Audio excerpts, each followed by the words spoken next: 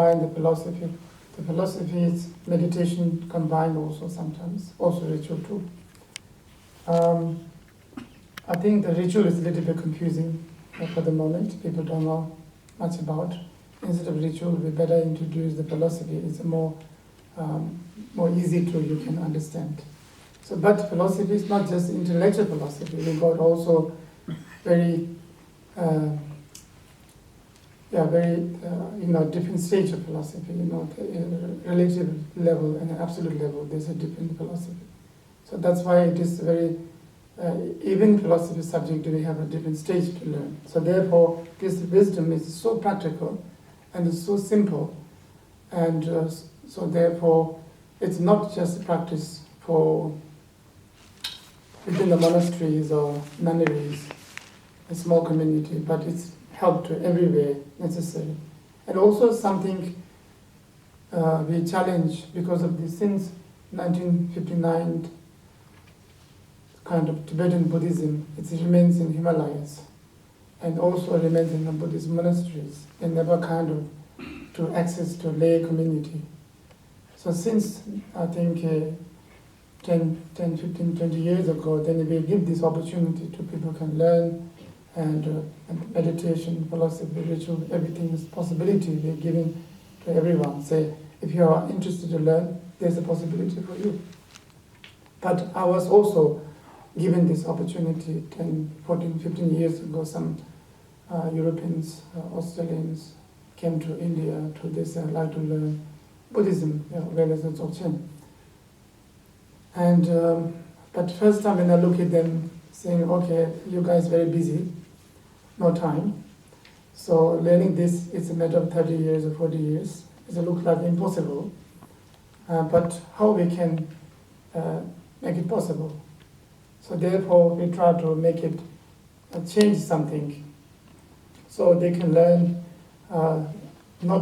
There's a possibility you can learn 12 months a year, or maybe you can learn, short terms within, a few months a year, or maybe a few weeks a year or something. This is a different course we're giving them, and then gradually, 10 years, 15 years, 20 years, then you can reach a certain stage. So that was very good. So that was very successful. It can reach our destination, we accomplished quite a lot. So from this lineage is we also maintain the Himalaya Tibetan monastery also many years. Under my responsibility, around maybe 300 branches in Himalaya we have.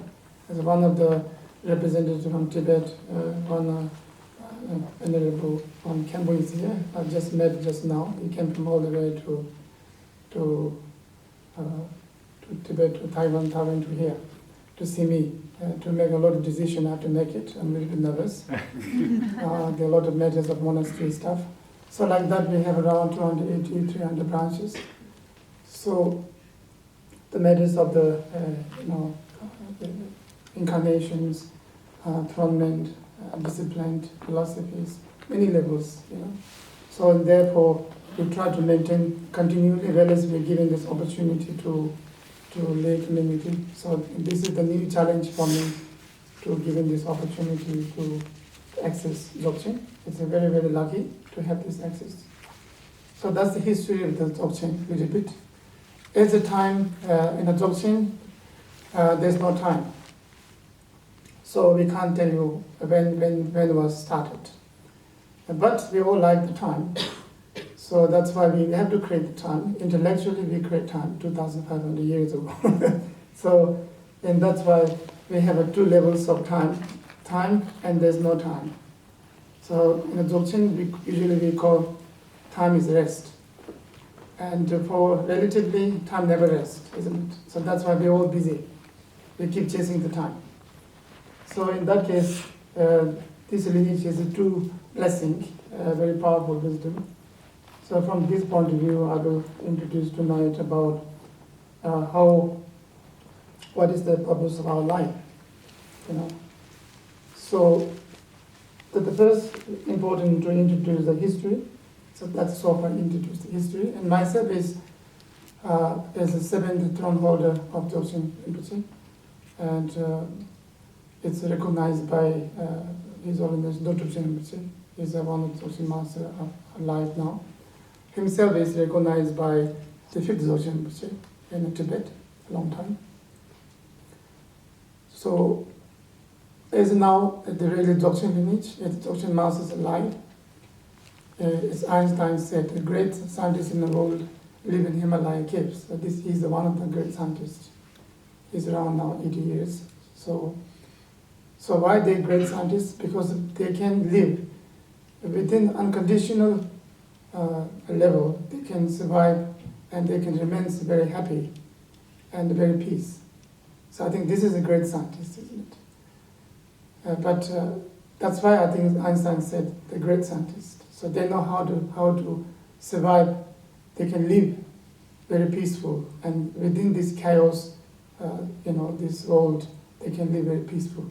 So that is the challenge. That's a great scientist. So he recognized me when I was a baby, and I had no choice. I wish, I don't want to be part of that, but they choose like that. So some people wish to be lamas in the incarnation, people like that sort of position.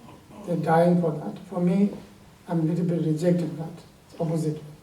But I have no choice. They put me in that position and trained by this very great master as a teacher.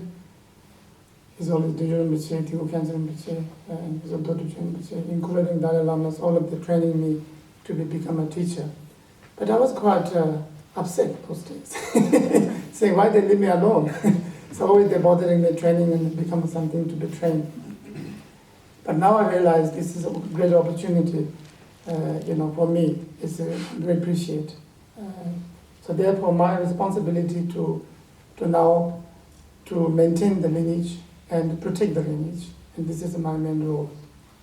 And therefore, so I think we try to help you this lineage, but we are not asking to help the lineage, but we are saying we are going to help you from this lineage. So therefore, we could help you. But we need to know how we're going to help each other. So therefore, it's important to choose the subject to the purpose of your life is by this lineage of Dzogchen we introduced tonight. And I will explain you based on the Buddha Gautama, Siddhartha, and 2,500 years ago, he attained enlightenment under the Bodhi tree in Bodh Gaya. So during that time, so he wanted to teach, express his realization, but I think there was no one understands his teaching, and he was quite disappointed. So then afterwards there is requested to teaching again. So then he taught the first teaching of Veda Dharma, is called Four Noble Truth. So it's very important. The Four Noble Truth is that sometimes they talk about the Four Noble Truth is different level of Hinayanas, Mahayanas, Vajrayanas, we have different level of Buddhism, but it covers all. It's a very big subject, Four Noble Truth. And from that point of view, it's important now. What we need to know is first teaching he gave to recognizing the suffering. The first to recognize suffering, and the second one recognize cause of suffering. So it's very important. So first we need to know. Recognize, everything we need to know first recognize suffering is. So within that, recognize suffering is, there's two stages of suffering. One is we recognize suffering is everyone got physical pain and mental pain, all sort of suffering we have. So we call this is also suffering, and but that's we call relatively recognizing suffering is as a suffering, isn't it? We call it is uncomfortable. We got pain, physical pain. We got a little bit stressed. We're tired. We call this is what do we call? Yeah, it's not so comfortable, isn't it? We prefer to be more comfortable feelings and comfortable, very peaceful mind. So then we prefer that, but we can't maintain this, isn't it? Keep going, keep changing. So sometimes we're very happy. You have a very good sleep and good dream, and wake up, you have a wonderful breakfast, and you have a wonderful mood that day. You have a wonderful feeling. And then you appreciate that feeling, and the next day you sleep quite a bad, not good sleep, and bad dreams, wake up, you feel very grumpy. But nobody feels want to be grumpy feeling, but sometimes happened according to all these conditions. But see, this never be stable all the time. It changes, you know. So relative part, this all our happiness, suffering, happiness, both comes and goes. It's never be continuity. So therefore, we must recognize these sufferings are. It's not permanent. Suffering also not permanent. So what is really suffering? Also important to know. So therefore, from the Dzogchen point of view, we call recognize suffering means two things. First, recognize that suffering is impermanent, and also recognize suffering is come from cause and effect. You know, not just happened, because we create this suffering physically, mentally, and we are facing this we call cause and effect. But it's a Sanskrit. It's called karma. And actually karma means it's cause and effect, you know. So that's why the science in Buddhism, philosophical subject, science of mind we talk about, it's a relative function. So I think we have a lot of misunderstanding in the relative function. So that's why we're all confusing why I'm suffering. You know? And therefore, we don't get doubt. I think it's important to understand how it's operating system of relative system. There's also, we talk about, positive karma and negative karma. You know? So there are two types of karma. So we call positive karma means, it's for example, like a compassion, loving kindness, patience, generous. These are the positive karma. You can bring within this chaos way of living, we can maintain your peace, your happiness, wealth and health can maintain. Last longer, but not permanently, but at least last longer, within the impermanence. And then negative karmas are, for example, like jealousy, anger, hatred, those things, bad energy. These things can brings very bad result, very unhealthy life, very, bad energy, and also atmosphere. It can be destroyed. A lot of things by this sort of idea, the thoughts, mind, whatever comes. So means we have a choice. So which one you want to choose? You want to practice compassion, you want to practice patience, or you want to practice anger, you want to practice jealousy. So we have a choice, So that's why if you know how to choose, according to the karmic structure, that is we call relative operating system. So that is we call philosophy, Buddhist philosophy, to understand where the sufferings come from is relatively, where the happiness has come from, how we can gain the happiness, how we can reduce the suffering of mental suffering and physical sufferings. So there's always answer for that. So therefore, it's important to recognize the first what is really suffering is. So therefore, we have two answers for that, recognizing suffering. One is, we need to recognize suffering itself is understanding cause and effect of suffering. Anyway, I got back pain, knee pain, joint pain, headache, whatever, stomach pain, we call it. But another subject of recognizing suffering means, what is it really the pain is? What is really your pain is? And when you really understand recognizing real pain is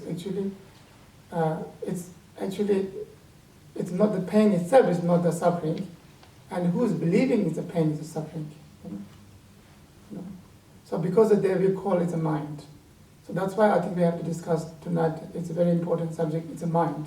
The mind has a two quality. One is the positive quality of mind, and one is the negative quality of mind. Mind is the two power. Yeah? For the moment, mind power we use is a more negative power of mind. So we are more kind of stressed, depressed, we are a little bit, under control of negative power of the mind. So therefore, we like to also introduce what are the positive power of the mind too. But when you know by this to recognizing as a suffering, actually, if the mind is creating these different thoughts, and the different beliefs. You know. So sometimes you got a physical pain, and the wellness mindset, another man, the mental pain, say, I don't want to get sick. You know. So you got another pain, mentally enough pain, and plus we create mentally pain again. So we are not looking for solutions. Sometimes we just keep forcing, say, I don't want to have this pain. You know. So in that case, of course, it is physical pain, yes, but it's how we believe this is a pain or not pain. It depends on how do you recognize. If you recognize the pain is, suffering is, it means that I think it is just a mind, isn't it? And just a mind. It's just our different feelings. So the feeling is very, very attached by believing. And that's why I think relatively we are believing this system. And that's why we are already into that believing relative world. So that's why we are not recognizing really suffering. We are recognizing relative suffering, but not, what is really ultimately what is suffering is. So relatively suffering, yes, we got physical suffering. But ultimately what is suffering is. It's just a mind, illusions. It's illusions. Mind get distracted, and we're believing, with mind label, our mind label this is suffering, and another mind believing I'm suffering. So means that's how we not recognizing suffering. That is the cause of the not recognizing suffering. Then we are facing of suffering. So it's very important we need to recognize. If you recognize everything, your mind, your suffering, cause of suffering, and then you will be less stress and less confusion, because you got a great view. So that's why the Dzogchen view is giving you the relative view and the absolute view, and not to get confused. So therefore, I introduced tonight from the Four Noble Truth is first Noble Truth saying recognizing, recognizing the suffering, the truth of suffering. Means what is the truth of suffering is? The truth of suffering is relatively, yes, it's come from our oncoming resolution, yes. But ultimately, it's just another manifest by your own mind, So the suffering is never the suffering, it's just relabeled it. So that's why in Losewangpo point of view, we talk about a two-stage of introducing the different, even the level of recognizing. So what we suggest you tonight is saying we got two type of mind power. The mind get one power is, usually the mind get distracted and the mind get rest. Yeah. When mind get distracted, and there's also two possibilities, you can be distracted by positively or negatively. But they still be called it's relative. So positive I introduced already, like compassion, loving kindness, these things, but they are not last longer, they changes. Sometimes we have a lot of compassion, next day you got a lot of anger, so we never be continuous, isn't it? But there's nothing wrong. We are not judging them negatively or good and bad. We're not saying why we call negative, because it brings as a result is some unpleasant. That's why we call negative. So in Dzogchen point of view, we never say it is wrong or right. But we try to introduce it just as it is. So we have to understand, we have to recognize just as it is. So we have to recognize suffering as it is, but we don't confuse about the suffering. We don't confuse about the happiness. We don't confuse about, all what we experience. We need to recognize. Therefore, it's important to first to know. So therefore, it's most important to know. It's first important to know mind. We all got a mind, isn't it?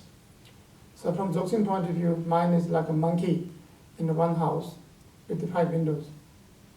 So this monkey can visit each windows, but outside of the house, somebody watching this building look like there's 5 monkeys in the building, but there isn't 5 monkeys, only 1 monkey. This one monkey is visiting different windows. That's one example of our mind, and but we go to one consciousness. But we have a different senses, different access to eye, ear, the nostril, tongue, tangible feelings. So from that, and we are connecting relatively, then we experience. relative confusion world we're starting. The same thing with wisdom is a mind. You can put the one candlelight in the building, have 5 windows. Look like there's 5 candles, but there's only one candle. But that one candle can light can go through these 5 windows. You can see through. You know? So that is the example of Dzogchen giving you as a mind. We all got one mind. We don't have 100 mind. Just one mind, one monkey, one candlelight, and one mind. But we have a different access to see through your eyes, through ear, through nostril, through tongue, through tangible feelings. So some of them like a moth. So moths are very distracted by those the flame, from the candle. So they think it's a wonderful go through. So then they get distracted, the attachment to this wonderful flame, and then they go through this flame and they burn their body and they die. And because of the short-term distractions, they lose their whole life. So that is also through the access through, to distraction through eyes. And well as those the wild, life like a deer, and those hunters used to play the flute, and calling those deers, and the hunters they shoot them because they get distracted by sound. And fish. I think people catch fishes, when you catch a fish, they have the bat on a hook, isn't it? So they get distracted by this little piece of food and they lose their life. So they die because of just a very small piece of food. So they lose completely their whole life due to just a simple, very small distractions. So therefore we try to warning us, saying, please, do not distract it by little things. We need to survive, live long, and doing the real purpose of our life to be complete.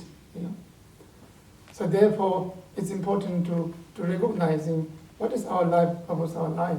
We have a great project. We have a great responsibility, isn't it? So therefore, I think it doesn't matter what age, everyone has responsibility. So therefore, I think the future is in our hand. So therefore, we can do a lot of things, great things in the future, or we can do a lot of better things in the future, but we have a choice. And therefore, Dzogchen, particularly Buddhism, they never tell you have to do this. No, we give you the choice, but then you choose. Buddhism is not the law and order. That's a different choice we can give you. Then you can use your common sense. Think this is something good to choose. Then you can choose, and then you can see how it is. It's not. Buddhism is never telling you have to believe something. No, not at all. It's a totally science. It's a common sense. So that's why you can understand by your learning and analyzing, examining, you can find out the real answer by yourself. But we give you the different hint and a different example to find the right view. So, and therefore, it's important to understand our feelings, our lot of things in our daily experience of life. It's quite unstable, impermanent. It's an impermanence. For example, like 30 years ago, we loved something. After 30 years, we don't love anymore, isn't it? So that's the changes. So like the fashions changes, food changes, law changes, people changes, interest changes, politics changes. It keeps changing. But that's nothing wrong. That's what we call samsara. That's called life, isn't it? But within that chaos life, how are you going to live happily? So this is very important, isn't it? You can live within a chaos life of this chaos world, but you can remain peace. I don't say happiness. Happiness is okay, but happiness is quite short-term, temporary. So the happiness is very high maintenance, isn't it? You have to work 90% and then 10% you can enjoy. But then they will last longer, very short. Then you have to start all over again, isn't it? But I'm not saying you don't maintain that. That's also a requirement, because we all need to be fun and happy, isn't it? Definitely. People come to public talk, don't come to stress. Have a fun, isn't it? I don't want people to come to Buddhism and listen to talk to get the stress. So we need to be de-stressed and have a more fun. to different realization, different experience, different method, different skills. You can get it, and then you can take it home and you can exercise how you can deal with your wife, with your husband, with your children, with your business, your neighbors. You can deal with that, isn't it? So therefore, I think it's important we must have a fun in the life. So why we so much stress, unnecessary stress, isn't it? Yes, stress is there, definitely.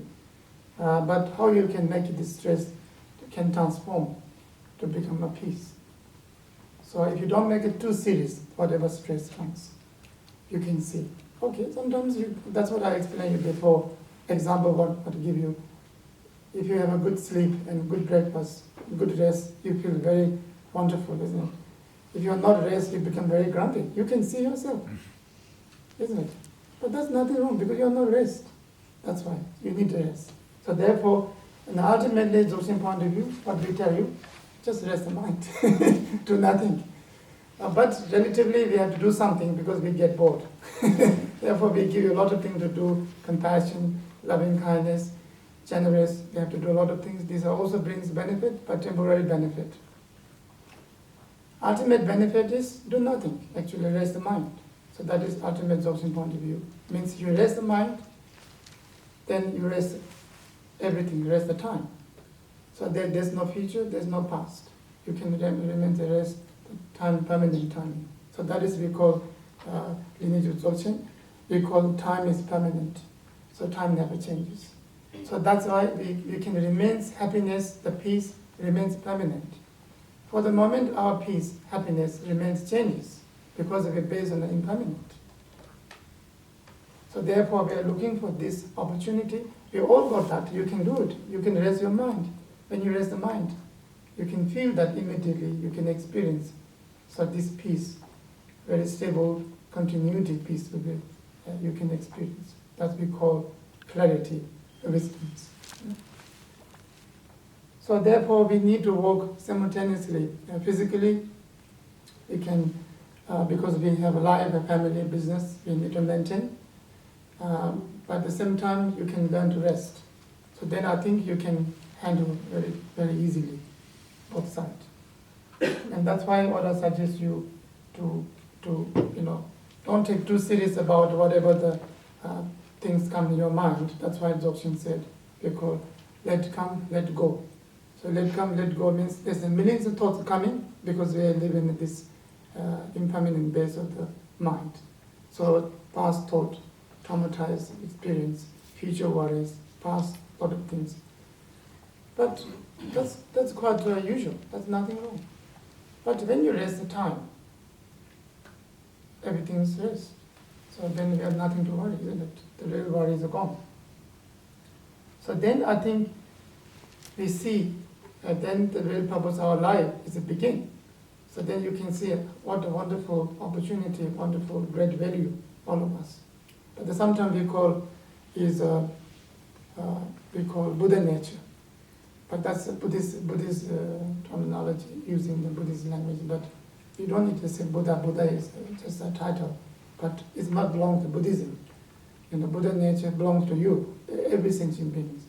There's no religion, no caste, nothing for that. So everybody, when you raise the mind, that within that moment, the Buddha nature is there. That soon after the mind gets distracted, then Buddha nature is, it's kind of blocked. So then we get distracted. So sometimes, when the Buddhism in a spiritual level, enlightenment, we talk about the very far in the distance. And the Dzogchen is enlightenment is very quick, very, very fast. So why is it fast? Because of it is actually no distance and somewhere to go. Because all these opportunity, great potentials are within ourselves. We don't need to search. We don't need to look for that. It's already there. So everyone, you go to the great potential, we call the great perfect nature. That great potential. We call, pure awareness. That the great peace within us. Everyone is carried. We're born together, travel together all the time. But we need to recognize. So how you can experience that? Only through the